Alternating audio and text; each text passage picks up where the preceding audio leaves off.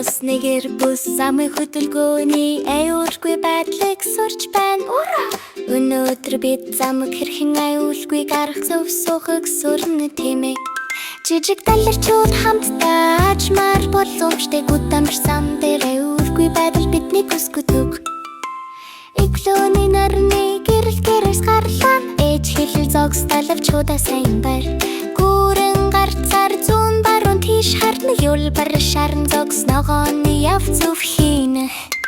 Зогс гэж харцэн сонсрын ажмаар олох нүгс нэгэр бүр бүх зам дээр аюулгүй далавчаа барж ухаалгаар гар замын аюулгүй байдал зүрхнээс ихэлдэг.